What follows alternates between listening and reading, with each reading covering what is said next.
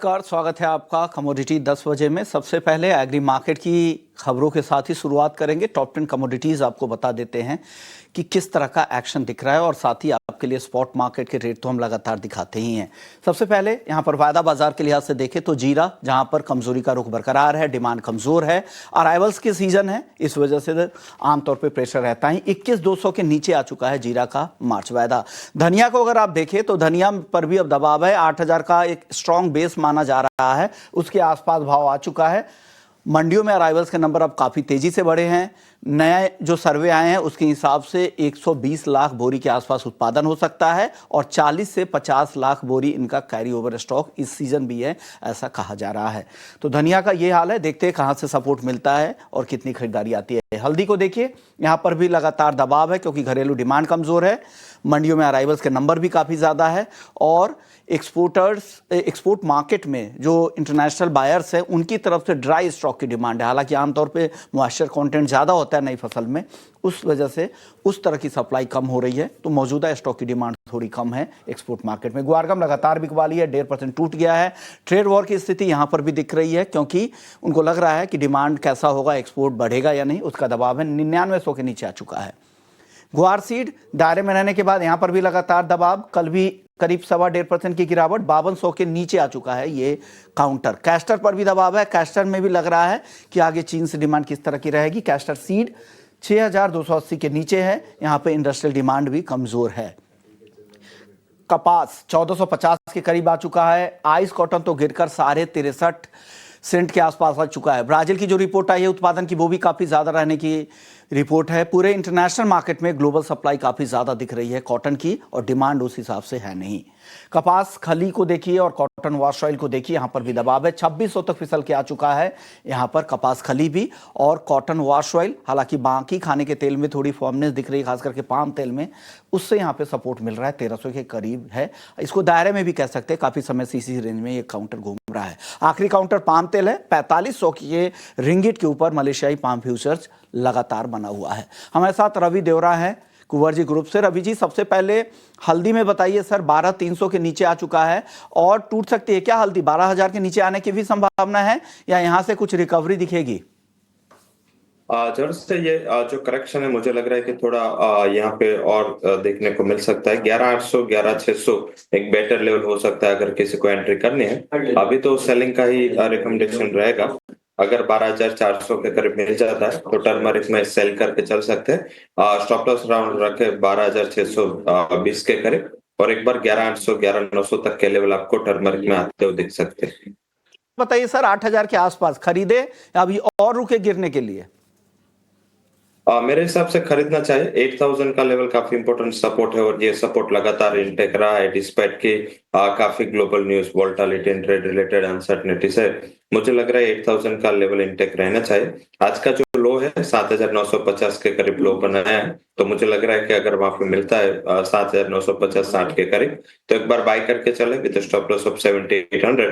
Short term में 8,300 तक के लेवल की उम्मीद करनी चाहिए। ओके, तो आपको लग रहा है यहाँ से खरीदारी करनी चाहिए धनिया को। शॉर्ट टर्म में पोजिशनल व्यू है 8300 के लिए। चलिए जीरा बताइए सर, 21,000 के आसपास है और कमजोर दिख रहा है यहाँ से क्या? जब से हायर लेवल पे चाहे इतना कुछ रेशनल नहीं मिल रहा है, मुझे लग रहा है 21,200 के करीब काफी टाइम से रेजिस्टेंस है वो फेस कर रहा है एंड आई थिंक यहाँ पे शॉर्ट करना चाहिए 21,200 के करीब। स्टॉप लॉस लगा सकते हैं अराउंड 21,340 का और डाउन साइड 20,700 तक के लेवल आने चाहिए।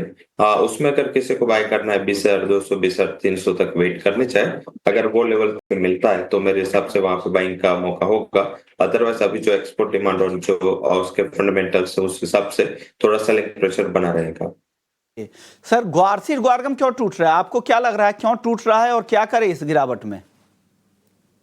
मीन्स एक तो यहाँ पे वैसे भी फंडामेंटल थोड़े ड्राई थे एंड पर्टिकुलर जो क्रूड का सेंटिमेंट वो भी अभी नीचे है। साथ में एक्सपोर्ट डिमांड को लेके भी थोड़ा कंसर्न है जहाँ पे ग्लोब में ट्रेड टैरिफ एंड ट्रम्प ये मीन्स के काफी अहम फैक्टर बन चुके हैं। मुझे लग रहा है ये सबसे बड़ा फैक्टर हो सकता है किस हिसाब से मीन्स के डिमांड है आगे जाके थोड़ा मीन्स के मार्केट उसको वेट कर रहा है। हालांकि मुझे लग रहा है कि जो दायरे का इनिशियल ट्रेड था 9600 से लेके ऊपर 10,500 गुआरगम एंड गुआर से 5,050 से लेके 5,300, तो यही ब्रॉडर रेंज में रहेगा। मुझे लग रहा है कि अगर 2 से 3 ट्रेडिंग सेशन का आउटलुक है तो गुआरगम में कॉन्ट्रैक्टेड ले 9800 के करीब प्राइस चल रहा है, बाय कर विद स्टॉप लॉस ऑफ 9600 और एक सप्ताह रुके 10,200 एंड 10,300 तक के लेवल आपको गुआरगम में आते हुए दिख सकते हैं। ओके, तो 10,300 तक गुआरगम आ सकता है। 9800 के आसपास एंट्री करने की सलाह रवि जी की तरफ से दी जा रही है। कॉन्ट्रा कॉल है, लेकिन 2-3 दिनों तक आपको रुकना पड़ेगा, आज के लिए कॉल नहीं है। कपास खली में छोटा जवाब दे दीजिए सर, यहां पर क्या करें? कपास खाली बेच है, यहाँ पे ट्रेंड वीक है, सीजनलिटी वीक खत्म है। आई थिंक यहाँ पे शॉर्ट करना चाहिए, 2610 के करीब शॉर्ट करें विद स्टॉप लॉस ऑफ 2640 और डाउन साइड यहाँ पे जो टारगेट है वो 2540 तक आता हुआ दिख सकता है। सर अब बात नॉन एग्री की करते हैं, क्रूड की। कल 1.5% से ज्यादा की गिरावट दिखी थी। ओपेक प्लस से ये संकेत दिए हैं कि वो अनवाइंड करने वाले हैं, 1 अप्रैल से अपने उत्पादन को बढ़ाने वाले हैं रोजाना 22 लाख बैरल। इस तरह के हालांकि अभी संकेत है, स्थिति साफ नहीं। बताइए सर, क्रूड पर इसका क्या असर होगा और किस तरह भाव जाते देख रहे हैं? आज क्या मौके हैं ट्रेड में सर? सपोर्ट ब्रेच हो चुका है। आई थिंक जो इंटरनेशनल मार्केट में 70 का लेवल सस्टेन कर रहा था ब्रेक करके, एंड डोमेस्टिक मार्केट में 6100 का लेवल ब्रेक हो चुका है। तो यहाँ पे थोड़ा सेल एंड राइज का स्ट्रेटेजी रखे, क्योंकि नॉन ओपेक की सप्लाई ऑलरेडी बड़ा कॉज ऑफ कंसर्न थे। अभी ओपेक भी सप्लाई बढ़ा रहा है, तो डिमांड का वैसे भी फैक्टर है वो थोड़ा ड्राई रहेगा। तो आई थिंक मुझे लग रहा है कि शॉर्ट करना एडवाइसेबल है। 5980 के करीब शॉर्ट करें विद स्टॉप लॉस ऑफ 6040 और डाउन साइड 5880 तक के लेवल की उम्मीद करनी चाहिए। ओके, 5880 का लेवल यहां पर आ सकता है। तो यहां पर बाउंस बैक दिखे, वहां पर आप बेचने की ही सलाह क्रूड में है। सोना चांदी सर आज दायरे में है, लेकिन ट्रेंड तेजी का है। कल अच्छी तेजी दिखी थी, ये तेजी जारी रहेगी क्या? गोल्ड में मुझे लग रहा है सेफ हेवन बाइंग जारी रहेगा, क्योंकि अभी जिस हिसाब से फंडामेंटल्स हैं, जिस हिसाब से अनसर्टेनिटीज है, यहाँ पे बाई करें। गोल्ड मेरे हिसाब से बाई करना चाहिए with stop loss of 84,600 and target would be 86,000। Natural gas में आपने कॉल दिया सर, यहां क्या लग रहा है, और गिरावट दिख रही है या अब खरीदना चाहिए इस गिरावट पर? आज एक अच्छा उछाल है, मेरे हिसाब से उछाल में कॉन्ट्रा ट्रेड ले 364 के करीब शॉर्ट करके चले with stop loss of 371 and down side जो टारगेट है वो आपको 352 तक आता हुआ दिख सकता है। यहां पर भी कॉन्ट्रा ट्रेड 352 का टारगेट, 371 का एसएल जरूर लगाइएगा, काफी वॉलेटाइल काउंटर है। आखिरी सवाल सर, मेटल्स पे क्या पसंद आ रहा है आपको आज? मेटल्स में नेक्स्ट वीक से जो एल्यूमिनियम एंड स्टील पे टैरिफ लगना है, मुझे लग रहा है कॉस्ट ऑफ एल्यूमिना एंड इसका जो एक लॉजिस्टिक एक्टिविटीज के हिसाब से भी कॉस्ट काफी बढ़ेगा। तो ये साथ में चाइना की जो कॉन्क्लेव आज से स्टार्ट होनी है, अभी प्रेस कॉन्फ्रेंस भी जारी। तो आई थिंक मुझे लग रहा है कि ये कमोडिटी में बाय लेना चाहिए with stop loss of 254 and target आपको 1 से 2 ट्रेडिंग सेशन में 261 तक आते हुए दिख सकते हैं। एल्यूमिनियम खरीदना है 257 पे, 261 का टारगेट, 254 का एसएल भी है, ये भी ध्यान रखिएगा। शुक्रिया रवि जी, आपने वक्त निकाला, हमारे दर्शकों को नॉन एग्री और एग्री दोनों मार्केट पे अपनी राय दी।